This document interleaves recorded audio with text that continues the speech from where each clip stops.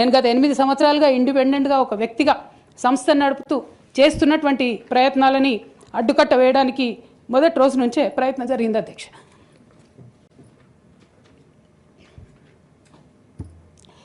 కానీ ఎక్కడ కూడా నేను తెలంగాణ బిడ్డలని తెలంగాణ ప్రజల్ని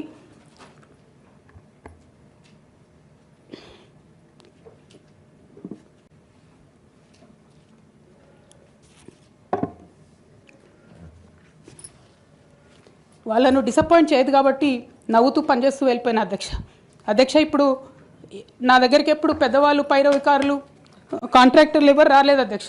నేను ఎప్పుడు కూడా పేద ప్రజల మధ్యలోనే ఉండి పనిచేస్తున్నాను అధ్యక్ష. నా దగ్గరికి వచ్చినటువంటి బీడీ కార్మికులు కావచ్చు, బీడీ టేకేదారులు కావచ్చు, అంగన్వాడీ టీచర్లు కావచ్చు, ఆశా వర్కర్లు కావచ్చు, ఐకేపీ ఎంప్లాయీస్ కావచ్చు అధ్యక్ష, అదేవిధంగా జిహెచ్ఎంసీ కార్మికులు కావచ్చు అధ్యక్ష, టీచర్లు కావచ్చు అధ్యక్ష, నిరుద్యోగులు కావచ్చు, ఆడబిడ్డలు కావచ్చు, సింగరేణి ఉద్యోగులు కావచ్చు, కరెంట్ ఎంప్లాయీస్ కావచ్చు, ఎవరు వచ్చిన అధ్యక్ష నేను కాదనకుండా నాకెంత వీలైతే అంత పనిచేసి పెట్టేటటువంటి ప్రయత్నం చేసిన అధ్యక్ష. అయినా సరే అధ్యక్ష పార్టీ మౌత్ పీసులుగా ఉండేటటువంటి పార్టీ పేపర్లు, పార్టీ ఛానళ్ళు ఏ ఒక్కరు కూడా ఎన్నడూ కూడా మద్దతు ఇవ్వలేదు అధ్యక్ష. అయినా సరే ధైర్యం వదులుకోకుండా మొక్కువని ప్రయత్నంగా నేను ప్రయత్నం చేస్తూనే వెళ్ళాను అధ్యక్ష. తెలంగాణ రాకముందు బీఆర్ఎస్ ప్రభుత్వం ఏర్పడకముందు ఒక మాట అనుకున్నాం అధ్యక్ష. కేసీఆర్ గారే పదే ఈ మాట చెప్పారు. ఉమ్మడి రాష్ట్రంలో మనకు కాంట్రాక్ట్ వ్యవస్థ వచ్చింది, మరి కాంట్రాక్ట్ ఎంప్లాయీస్తోని అవుట్సోర్సింగ్ ఎంప్లాయీస్తోని దేశానికి నష్టం జరుగుతుంది, రాష్ట్రానికి నష్టం జరుగుతుంది, అందరికన్నా ఎక్కువ తెలంగాణ యువకులకు నష్టం జరుగుతుందని చెప్పారు అధ్యక్ష. ఆనాడు వారు సరదాగా ఒక మాట అనేవాళ్ళు, అందరికీ కాంట్రాక్ట్ పోస్ట్ ఉంది, మరి ముఖ్యమంత్రికి కూడా కాంట్రాక్ట్ పోస్ట్ ఉంటుందా అని చెప్పి ప్రశ్నించేవారు అధ్యక్ష. కానీ తెలంగాణ వచ్చిన తర్వాత 10 ఏళ్లలో కూడా కాంట్రాక్ట్ వ్యవస్థను మనం రద్దు చేసుకోలేకపోయినాం అధ్యక్ష. అది కాకుండా అవుట్సోర్సింగ్ ఎంప్లాయీస్, అవుట్సోర్సింగ్ వ్యవస్థను పెంచి పోసిపోయినాం అధ్యక్ష.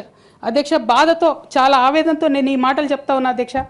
తెలంగాణ సమాజానికి ఏదైతే ప్రశ్నించడం నేర్పించినటువంటి బీఆర్ఎస్ పార్టీ అధ్యక్ష, అంతర్గత వేదికలలో అనేక సందర్భాలలో నేను ప్రశ్నిస్తే అధ్యక్ష నా మీద కక్ష కట్టారు అధ్యక్ష. కేసీఆర్ గారు చుట్టూన్నటువంటి కొందరు వ్యక్తులు తప్పక చెప్తున్నాను అధ్యక్ష ఈ మాట. ఎందుకంటే భారతదేశ రాజ్యాంగం ప్రకారం రాజకీయ పార్టీలు ఏవైనా కూడా ప్రజలకు ఒక దిక్సూచిగా నిలవాలి అధ్యక్ష, ప్రజలకు ఒక దారిదీపంగా నిలవాలి. పార్టీలోనే అంతర్గత ప్రజాస్వామ్యం లేకపోతే రాష్ట్రంలో ఎట్లా ప్రజాస్వామ్యం ఉంటుందనే విషయాన్ని కూడా మనందరం గమనించాలి. కాబట్టి ఈ మాట చెప్తా ఉన్నాను అధ్యక్ష. మరి కక్షగట్టి నన్ను ప్రశ్నించినందుకు పార్టీ నుండి బయటకు పంపించారని చెప్పి చెప్పక తప్పదు అధ్యక్ష. మొదటి సంవత్సరం నుంచే రాష్ట్ర స్థాయి నిర్ణయాలలో ఎక్కడ కూడా నా పాత్ర లేకుండా కట్టుబడి చేసినారు అధ్యక్ష. ఇవాళ ఆనాడు బాధపడ్డా ఇవాళ నేను సంతోషపడతా ఉన్నా అధ్యక్ష. ఎందుకంటే అధ్యక్ష ధర్నా చౌక్ రద్దు చేయడం అనేటటువంటిది ప్రజాస్వామిక హక్కుల్ని కాలరాయడంలో మొదటి మెత్త అధ్యక్ష. ఆనాడు ఇంటర్నల్గా ఎంత ప్రొటెస్ట్ చేసినా కూడా రాష్ట్రం వచ్చింది, ఇప్పుడు ధర్నాలు ఎందుకు, దరఖాస్తులు లేవు, ధర్నాలు లేవు, అన్ని పనులు చేసి పెడతామని చెప్పుకుంటూ వెళ్ళడం జరిగింది అధ్యక్ష. అట్లానే రైతులకు జరిగినటువంటి అక్రమ అరెస్టులు అధ్యక్ష, ఇవాళ ఒక్కొక్క దగ్గర నుంచి రైతులు మాట్లాడుతూ ఉంటే బాధ తట్టుకోలేకపోతున్నాం అధ్యక్ష. అదేవిధంగా పార్టీలో జరుగుతున్నటువంటి అవినీతి అధ్యక్ష, ప్రభుత్వంలో జరుగుతున్నటువంటి అవినీతిని ఎప్పటికప్పుడు నేను వారి దృష్టికి తీసుకెళ్లడం జరిగింది అధ్యక్ష. అమరజ్యోతి నుంచి మొదలు పెట్టుకుంటే అధ్యక్ష, అంబేద్కర్ విగ్రహం దగ్గర నుంచి మొదలు పెట్టుకుంటే అధ్యక్ష, సెక్రటేరియట్ నుంచి మొదలు పెట్టుకుంటే అధ్యక్ష, కలెక్టరేట్లలో కూడా తీరని అవినీతి జరిగిన మాట ముమ్మాటికి వాస్తవం అధ్యక్ష. దీనికి పెద్ద ఉదాహరణలు సిద్దిపేట, సిరిసిల్లలో కట్టినటువంటి కలెక్టరేట్లు 2 వచ్చినటువంటి మొదటి వర్షానికే 2 కూడా మునిగిపోయినాయి అధ్యక్ష. ఆ విజువల్స్ అందరం కూడా మనం చూడడం జరిగింది. ఇక సిద్దిపేటలో, సిరిసిల్లలో కట్టిన కలెక్టరేట్లకే దిక్కు లేకపోతే మొత్తం రాష్ట్రంలో కట్టినటువంటి అన్ని బిల్డింగ్లు ఎట్లుంటాయన్న విషయాన్ని కూడా ఒకసారి తెలంగాణ ప్రజలు ఆలోచించుకోవాలి అధ్యక్ష. ఒక పక్క నిజం మాట్లాడే వాళ్ళను, సూటిగా మాట్లాడే వాళ్ళను, ఉన్నది ఉన్నట్టు చెప్పే వాళ్ళను రిస్ట్రిక్ట్ చేయడమే కాకుండా అధ్యక్ష ఉద్యమకారుల విషయంలో తీరని నిర్లక్ష్యం గురైంది అధ్యక్ష. అనేక సందర్భాల్లో నేను పార్టీ నాయకులని, పెద్ద నాయకులను కూడా అనేక సందర్భాల్లో అడిగిన అధ్యక్ష. వేరే విధంగా సహకరించకపోతే, వేరే విధంగా వాళ్ళకి హెల్ప్ చేయలేకపోతే కనీసం సీఎం రిలీఫ్ ఫండ్ కింద మనిషికి 10 లక్షలు ఇద్దాం, ఎక్కడోళ్ళు అక్కడ సెటిల్ అయిపోతారు అధ్యక్ష అని కూడా అడిగినాం అధ్యక్ష. అది కూడా చేయలేదు. 43 లక్షల మందికి పెన్షన్లు ఇస్తున్నామని గర్వంగా మనం చెప్పుకుంటున్నాం. ఉద్యమకారులు కాన్స్టిట్యున్సీకి 1000 మంది కూడా ఉండరు. ఆ 1000 మందిని పట్టుకుంటే ఇంకో 1,00,000 మందికి ఎక్కువైతుంది. వాళ్ళకు పెన్షన్ ఇస్తే లాగుంటుంది, గౌరవంగా ఉంటుందని అనేక సందర్భాల్లో చెప్పినాం అధ్యక్ష. అది కూడా 69లో పనిచేసినటువంటి ఉద్యమకారులు వాళ్ళ స్ఫూర్తిని తీసుకొనే మనం ముందుకెళ్ళినామని చెప్పి మనం చెప్పుకున్నాం అధ్యక్ష. కానీ వారిని కూడా ఎన్నడూ కూడా గుర్తించలేకపోయినాం అధ్యక్ష.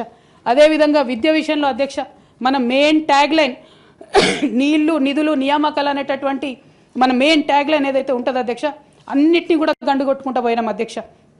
విద్య విషయంలో నియామకాల విషయంలో అన్ని విషయాల్లో అదే జరిగింది అధ్యక్ష.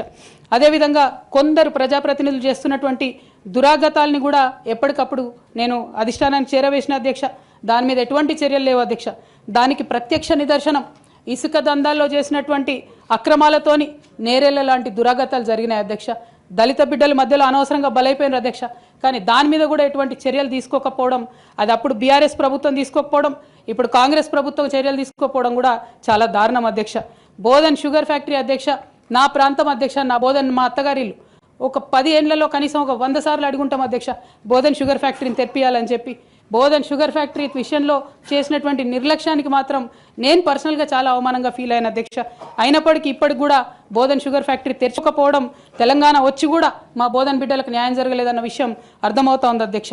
అదేవిధంగా అధ్యక్ష కేసీఆర్ గారి దగ్గర మాట్లాడే ధైర్యం నాకు ఒక్కదానికే ఉంది కాబట్టి అధ్యక్ష ఈ అన్ని అంశాలు నేను ఎప్పటికప్పుడు అడుగుతూ వెళ్ళిన అధ్యక్ష. సరే పర్సనల్గా వారు నాకు తండ్రి, పార్టీ అధ్యక్షులు, ఒక 2 విషయాలు చేసినా ఒక 2 విషయాలు చేయకపోయినా నడుస్తుంటుంది పార్టీ అన్నప్పుడు, ఇంత పెద్ద వ్యవస్థ ఉంటే అనుకోవచ్చు అధ్యక్ష.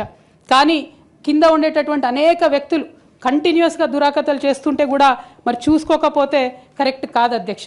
అదేవిధంగా టీఆర్ఎస్ నుండి బీఆర్ఎస్గా మారుస్తామనేటటువంటి ఒక కీలకమైన నిర్ణయం తీసుకోవడం జరిగింది అధ్యక్ష. ఆనాడు కూడా ఆ మీటింగ్ నేను అటెండ్ అవ్వలేదు అధ్యక్ష. నేను ఒప్పుకోలేదు, ఈ పేరు మార్పుకు ఒప్పుకోలేదు, నేషనల్ పాలిటిక్స్లోకి వెళ్ళడం కూడా నేను ఒప్పుకోలేదు అధ్యక్ష. అంటే ఒక మాట అధ్యక్ష, ఇట్లాంటి హౌస్లో చెప్పొచ్చో లేదో కానీ తెలంగాణలో ఏం పీక్ కట్టలు కట్టినామని నేషనల్కి పోయి చేస్తాం అధ్యక్ష. మనం ఎన్ని పనులు మిగిలినాయి అధ్యక్ష తెలంగాణలో చేయాల్సినవి.